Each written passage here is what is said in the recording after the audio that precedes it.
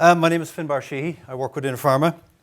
I work with Orla. I work in the areas of program development. And what I'd like to spend a few minutes talking about is I want to talk about this notion of skills development. It's come up a lot over the course of the day. And I want to talk about future skills and competencies in a digital age. And to be honest, when you think about it, I'm not even talking about future skills. I'm talking about now. It's critical.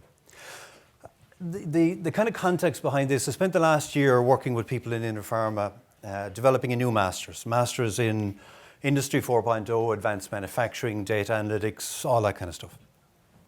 And as we went through it, we were kind of identifying what are the obvious skills. You know, if you were putting your program together, what are the things you'd need? So we did that. There's technical skills, there's analytical skills, there's business skills. But then as we went through it, we kind of realized, actually, hang on a second, there's a load of other skills here that are, if not equally important, I would probably argue are more important. And that's really what I wanted to talk about this for the next, I said 15 minutes, sometimes I lie. But it's all about processes, it's all about things that are connected together, it's all about generating data, and then how you use that data and how you collect it and how you store it and how you clean it and how you analyze it and make sense of it and make value out of it. And then how you present it and tell a story to somebody who is genuinely interested, who needs to become aware of it, and somebody actions it. So that's kind of what we're talking about. And whether it's in pharma, whether it's in food, whether it's in semiconductor, the concept is the same thing. So if you looked at it and said, well, what are the kinds of things that we would need to learn to work in that environment? Then you'd say, well, we need to teach people about advanced manufacturing. We need to do that. We need to talk about the concepts of quality in a digital age. Clearly, it's going to be different. We need to talk about putting a business case together.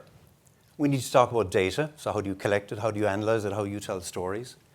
How do you use that data then to drive an improvement? So whether it's Lean, Six Sigma, operational excellence, how do you build it into your strategy? And how do you look at it in the context of change management? Because it's going to have a big impact on people. And then obviously you need to be able to research all of those things. But the thing that became very, very obvious is there is another set of skills that I want to talk about that if you do those, fine. But if you ignore these, I will argue that we're not going to be successful.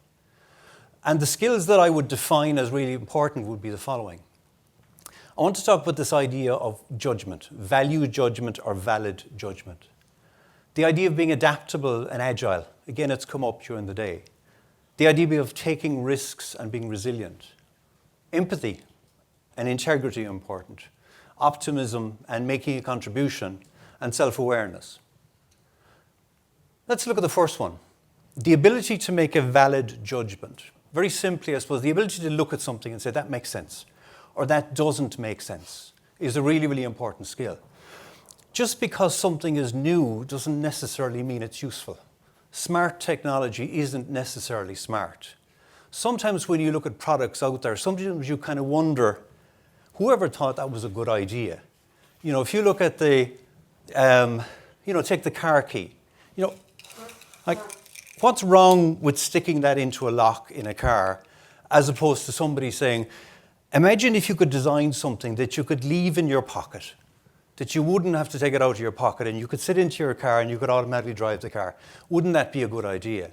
Imagine you could design a device that you could stick onto the side of a bottle and you could use Bluetooth to connect that to a telephone or to a mobile phone to tell you that you need to drink water. I'm not sure that that was really ever a problem in the first place. So sometimes I think that there's a piece where we need to say, well, the emperor has no clothes. Sometimes we need to say, well, where's the value in this? Where's the relevance of this? Because sometimes what happens as well is, you know, there is a consequence. We designed something and it works or something else happens and all of a sudden we realize there's something else we need to do.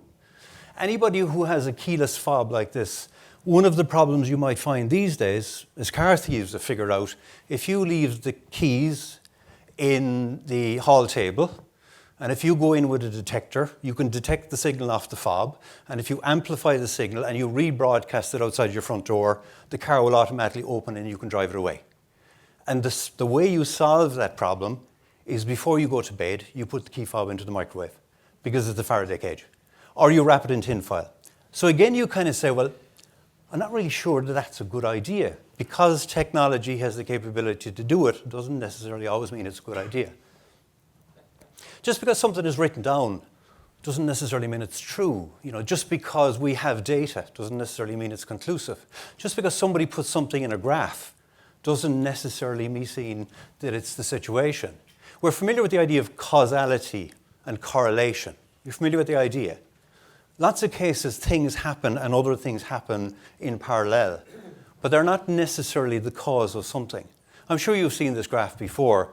If you map the sale of ice cream in New York, there's a direct correlation between that and the increase in murders in New York. So the more ice cream you sell, the more people get killed. Now, is that correlation or is that causality? It's correlation. It's to do with heat. Nothing to do with people stabbing each other with ice cream cones. But again, sometimes what we do is we present information in a certain way and it makes a certain inference. So we have to be careful about that.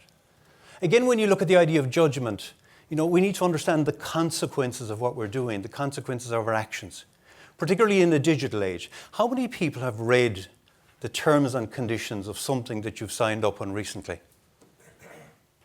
He works with Microsoft. He has to do it. It's his job. I've never done it. Sometimes I can't even find them, not a mind do them.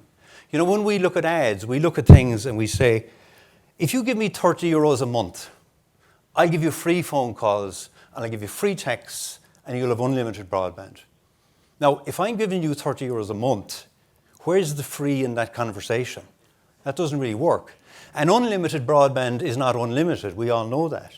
So again, the issue here is that how do we look at something and how do we say that doesn't really make any sense?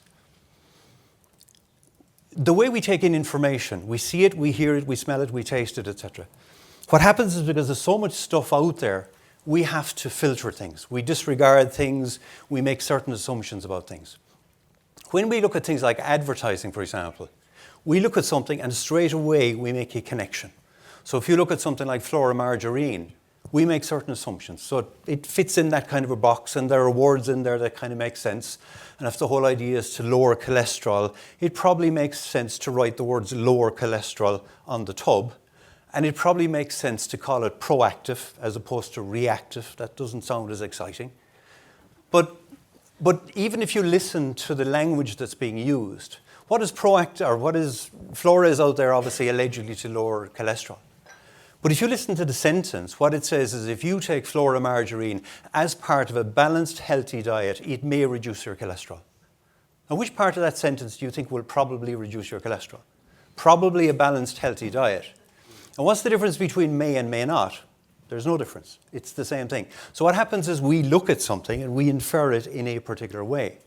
So sometimes we look at something and we're convinced, we're almost tranced to say it'll do that. There's certain things you look at and say, actually, no, there's no way it'll do that. That doesn't make sense. Although there was an instance recently where somebody took Red Bull to court because what they said is they'd been drinking Red Bull for the last 5 years and there is no sign of wings appearing anywhere. And they actually won the case. That's why if you look at Red Bull these days, wings is spelled with 3 I's. What they've actually done is they've changed the legal word. But in our heads, it's no different. We still think Red Bull gives you wings. It gives you a lift. That's the whole idea. So what it's done is it's created, so think about what's going on. We're going through life in a trance and not necessarily realizing these things. So the first point I want to make is this idea of being able to make a judgment, to look at something and say, that's wrong, that doesn't make sense. If we can't do it in our personal lives, how the hell can we do it in our work life? If we're making drugs and if we look at data and if we assume that the data is valid, if we can't do it in our other lives. And our kids are living in this world, which is the thing we need to be careful about. It was mentioned earlier on, but adaptability and agility, fundamentally important. We have to be able to work these days, different boundaries, different cultures, different nationalities, different technologies, all of those things. Big word, transdisciplinarity. The ability to be able to work in different areas and bring different skills. And one of the best examples of that was Leonardo da Vinci. He was an artist, he was a painter, he was a sculptor, he was a scientist, he was a doctor, he was an inventor. He was all of those things and so many other things. Because he took all of those ideas from so many different places to solve problems. Think of all of the things that he actually did. The challenge these days is if you look at education, it educates us in a silo. You do engineering stuff, you do HR stuff. Imagine if you do that, you end up just learning one thing. And I'm sure you've come across this adage before, that if the only tool you have is a hammer, everything looks like a nail. The idea being we treat everything exactly the same way. And we know that most of these things have been solved somewhere else before. We have to be agile. And the best way I would say to be agile is to be educated. So to learn new things, constantly learning new things. We learn things in different ways. If I want to learn something, I have to see it. If somebody today asked me to learn a poem, I would have to draw a picture of it. That would work in my head. Words don't make sense. So it's important that we understand that. But learning doesn't necessarily always have to be formal. It can be informal. Learning data analytics on YouTube is absolutely perfect as well. Risk-taking. We should not be frightened of taking risks. We should not be frightened of being wrong, because if you're not willing to be wrong, you're never ever going to learn anything. Elon Musk had a very interesting situation 2 weeks ago. Remember, he came along and he presented his new Cybertruck or Hypertruck, whatever it was called, and the two windows broke. Now, the media would say he failed, but did he fail? I would say absolutely not. Something happened. It wasn't the end of the world. He got an awful lot of free advertising out of it, but you're going damn full sure he learned from that. And the next time he comes back, the first thing he's going to do is hit that window and it won't break. So in that case, he didn't fail. So we have to be careful about that, and we have to make sure that we reward people for taking risks in a safe environment. We have to be able to make sure of that. Think about this idea of you failed. It sounds very terminal. It sounds like there's an end to it, but it shouldn't be like that. And it's really important to be resilient, to be determined, to keep going. Because if you look at failure, like I said, failure and innovation and being wrong, they're all integral parts of the same thing. So we need to make sure it's okay to do that. I presume that you have the same view that I do, that with all of this technology, I never ever want to get to a point where technology has absolute control. Whatever we do, I don't want that to happen. It's like the Terminator earlier on, that we have the final control in terms of what happens. So whatever we develop, I think it's fundamentally important that we have empathy. We understand what the impact of what we're doing on somebody else is going to be. And as part of that, having empathy and doing the right thing is fundamentally important as well.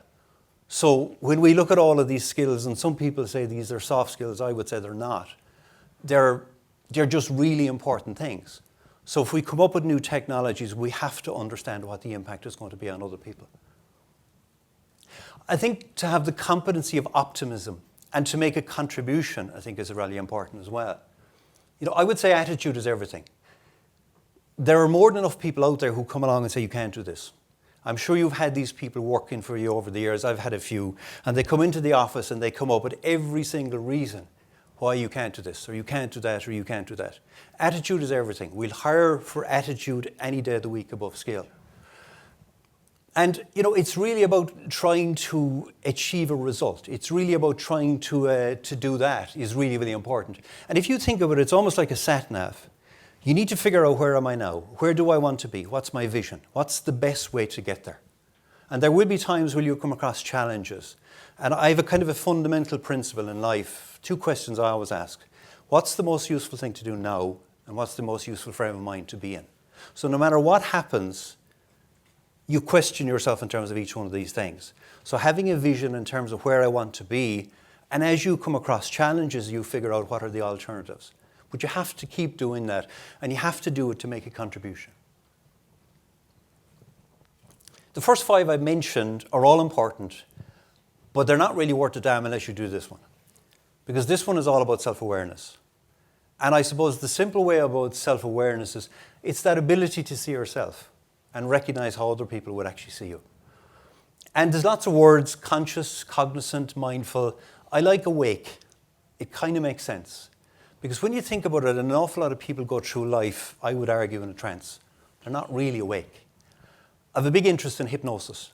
And one of the challenges with hypnosis is not so much about trying to put somebody in a particular state.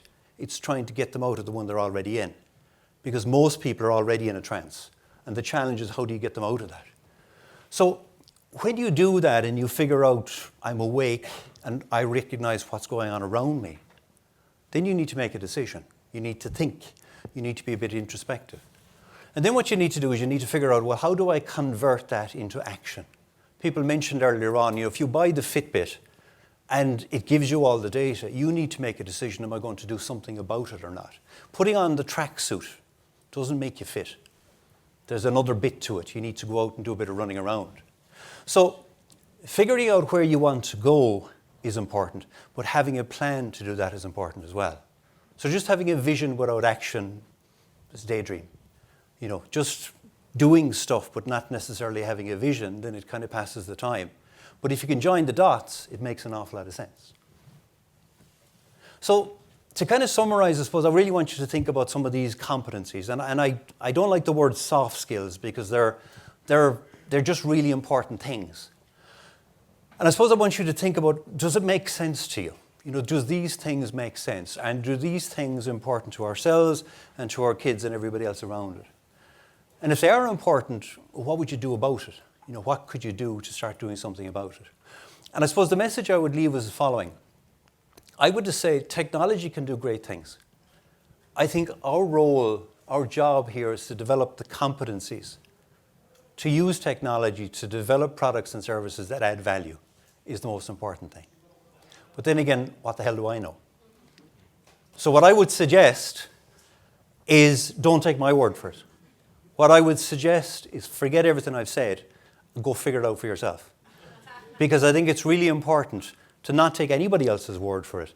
Go back and do your own research and do this stuff yourself. I think that's far more important because then you start to become aware and don't listen to what somebody else is saying.